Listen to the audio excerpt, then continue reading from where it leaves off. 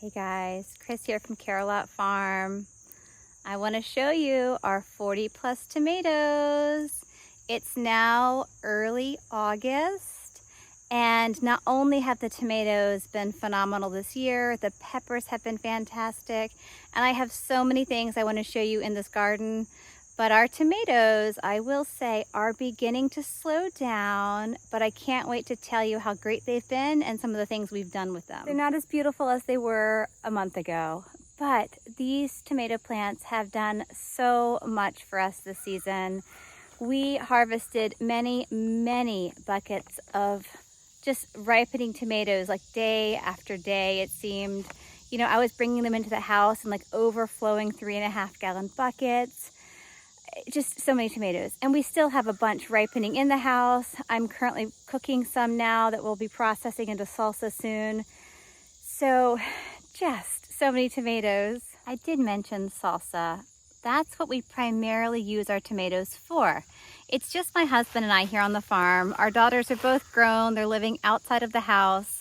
And so what do two people do with 40 tomatoes? Well, you make gallons upon gallons upon gallons of fresh salsa that we then get to share, though, with all of our family and our friends.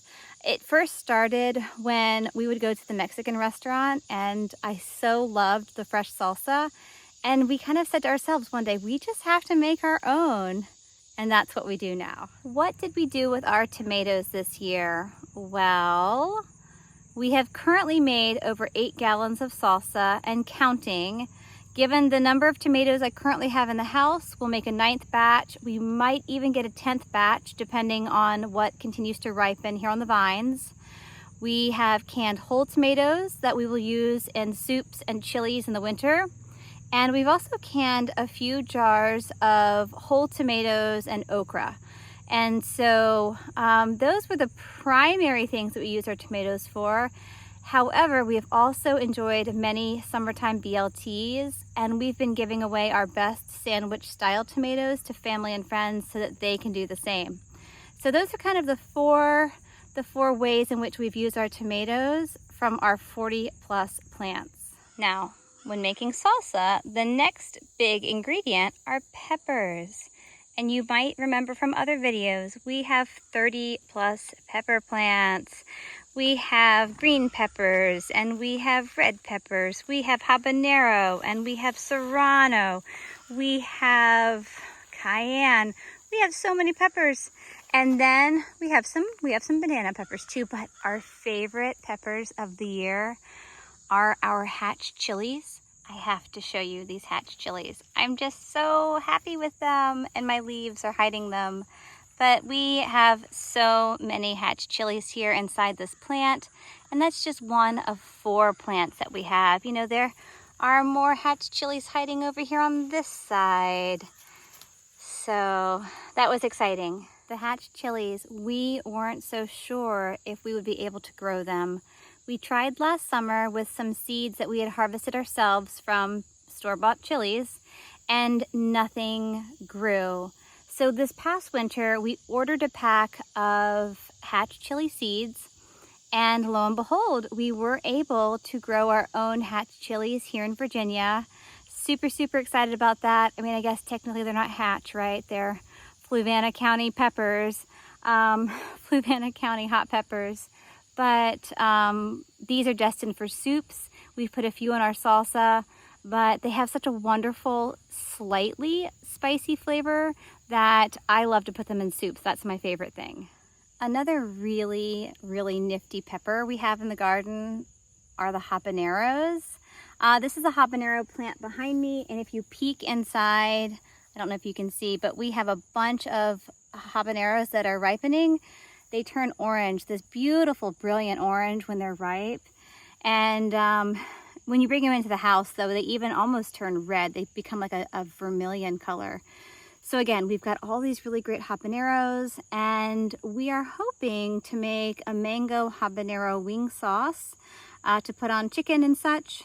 We were gifted some last year, and unfortunately, we were not able to make our sauce before they passed their prime. So we're very dedicated this year to making that wing sauce. I actually came out to the garden to harvest okra because we're going to pickle okra tonight. and the peppers have distracted me. But while I'm here in the garden with you and the peppers, there's another pepper who's been the star of some of our summer canning dishes, and that is the serrano. Our serranos, I'll pick a few of them here for you. We have used some of them green like this. We just kind of pick them right off the plant. And then if you leave them on the plant to ripen, they will turn red. This one's really small. There's not much to this little guy.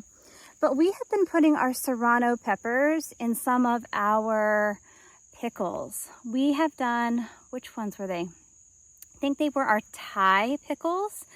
And that was a really great recipe that maybe I can try to share sometime. But we have been slicing up the serranos and putting them into our pickles just for a little bit of heat.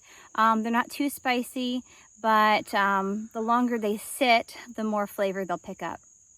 So we have so many different peppers that we're using for lots of different things. And truth be told, in our mini batches of salsa, we have probably thrown just about all of our peppers in at some point. We even have a couple of cayenne peppers that are beginning to ripen. I think one of them went into a salsa or two the other day. So, you know, when we make salsa, it's really what we have available. And this year we're just so fortunate because we've had so many wonderful tomatoes. We've had an excellent pepper crop. And it's just been a really, really great summer of gardening. I think this is the last pepper I'm going to show you tonight. But these, I don't know why, these short stubby things are our jalapeno peppers. Usually when we've grown them in the past, they have been significantly larger. And I mean, just look how short that little pepper is, you know. I really don't know why these peppers are shaped quite the way they are. They were started from seed, as were all of our peppers, really. In past years, we have always bought the plant from like Lowe's or some home and garden center, and they've always been much bigger, you know, longer jalapeno peppers. We're still using these in a variety of dishes, but they are just kind of short and stubby. I don't know. I can't help myself. I'm out here. We've got to check on everything. Another crop that has been phenomenal this summer are the cucumbers. And we have pickled, I think, as many, if not more, jars of pickles than we have salsa. My poor husband, he's been canning and canning and canning like every night for the last 3 to 4 weeks. And we are just, though, beginning to get, I would say, the last couple of cucumbers off the vine. You know, this one's a great size for pickling. The vines are beginning to turn yellow and dry up. They're just spent. They've had a really good go of it though. 4+ weeks of like harvesting, phenomenal. Same with those tomatoes, you know, they're beginning to dry up, but they've had a phenomenal season as well. So I really can't ask more from the garden. So again, we've got just our last few cucumbers. Some of them are still small. Another reason I know the plants are almost spent is they are growing slower. That is also true with our squash and our zucchini. We've harvested a bunch of squash. I've made and frozen tons of squash casseroles. And although they're still producing, they're certainly producing at a much slower rate. When gardening, sometimes some of your produce gets away from you, right? It was hiding for a few days, or you're out of town, or whatever happens, right? It's not picked at its prime. And such as this cucumber, it's a little too big for pickling purposes. But what I have used them for is like a cucumber salad or even a dill relish. I do like to, though, go ahead and cut the skins off. Sometimes the skin can be a little thick, a little tough on the larger cucumbers. And then I seed the middle. You know, I take all those seeds out because who wants a bunch of seeds in their dill relish? But you can always just be creative. If you have produce that has maybe gotten too large or, I don't know, you know, past its prime in some shape or form, oftentimes you can repurpose it though into some other type of dish or in some other way. Zucchini is a great example. You know, sometimes you get those giant baseball, softball size bats, and rather than trying to, you know, eat it fresh or make something a little more delicate out of it, I just take it and make soup. I mean, yes, you can grate it and you can have zucchini bread, but personally, I make maybe one round of zucchini bread a season, and then I need to do something else with those big zucchini. So, you know, this year I've made several zucchini soups, and that was a great way to use something that would otherwise have just gone back to the compost. I have already picked 2 batches of green beans, and this is just our first round. They will continue to grow for a few more days. I'll pick them again and then pull them. And our second batch of green beans are over here, and they're growing nicely. I just elevated their netting so that the little critters don't come and pick the leaves off. But these still have several more weeks. Our okra is doing really well, and I would say it's just coming into its prime. I do need to come out pretty much every day and look for pods, because yesterday when I picked, there were several that were a little too small, and I want to show you this here. I would say that one is perfect for pickling right there. So I do need to come out and really check on my okra and pick it every day, or else they just get too large. Another crop here in the garden that has been fantastic this summer is the yellow squash. We have been getting so much squash for the last at least 6 weeks. I mean, the squash and zucchini were coming in before the 4th of July. The tomatoes came in just a day or two before the 4th as well. And so again, we've just been harvesting so much squash.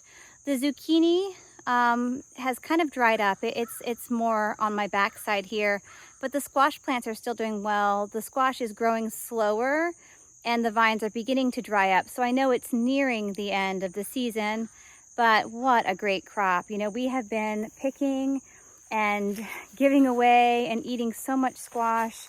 And then what we have left over, because we've still had a lot, I have been turning into squash casserole and freezing that, and we'll eat on that this winter. So again, the squash has done really, really well this summer. I almost forgot to mention that next week is our county fair, and we are going to be entering some of our produce.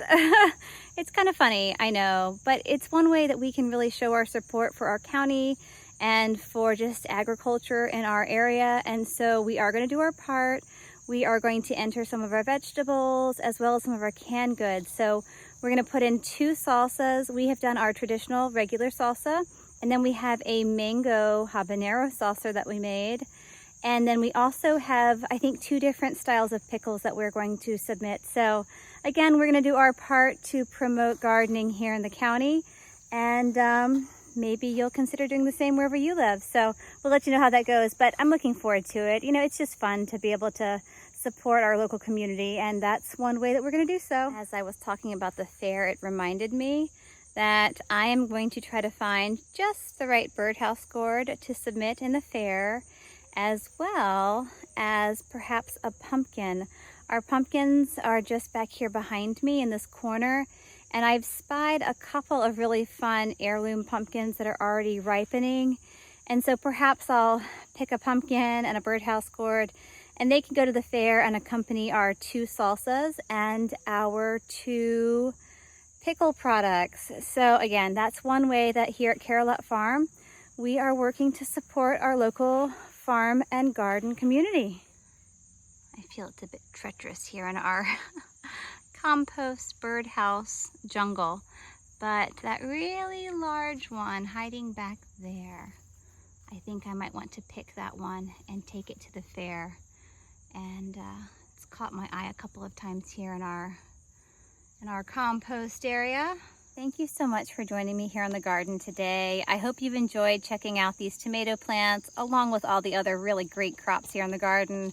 It's been one heck of a good summer, and I can't wait to see this next wave of produce that we have coming in. So I'll keep you posted on how that's going and what we're doing with all of it. But hope your garden at home is doing well, and I hope this heat hasn't been too harsh on anything. So check back soon. We're going to be busy in the garden for many more months to come, and hope to see you again. Bye, guys.